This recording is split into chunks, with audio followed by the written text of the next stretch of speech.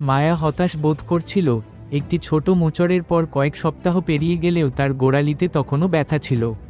সেই ইতিবাচক থাকতে চেষ্টা করেছিল, কিন্তু উদ্বেগগুলি তার মনে প্রবেশ করে তার সুস্থতাকে ধীর করে দিচ্ছিল। একদিন রৌদ্রোজ্জ্বল বিকেলে তার দাদি আনিয়া উষ্ণ ভেষজ চা নিয়ে দেখা করতে এলেন। তোমার শরীর তোমার কথা শোনে, প্রিয়, দাদি আলতো করে বললেন। কল্পনা করো তোমার গোড়ালি শক্তিশালী হচ্ছে, প্রতিটি সুখের স্মৃতির সাথে সুস্থ হচ্ছে। মায়া শুনল, সন্দিহান হলেও আশাবাদী।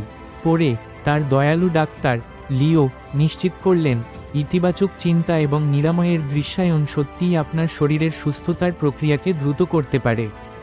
সে প্রতিদিন অনুশীলন শুরু করল, তার গোড়ালিতে প্রাণবন্ত শক্তি প্রবাহিত হওয়ার ছবি দেখল, নিজেকে আবার দৌড়াতে এবং নাচতে দেখল।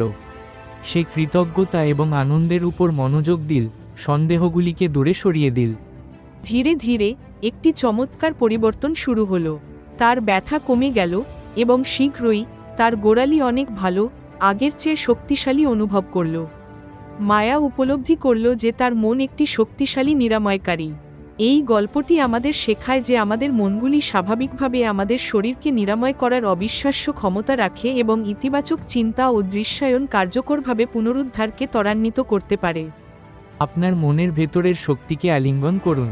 আরও অনুপ্রেরণামূলক সামগ্রীর জন্য বেঙ্গলি রেপো সাবস্ক্রাইব করুন, লাইক করুন এবং মন্তব্য করুন।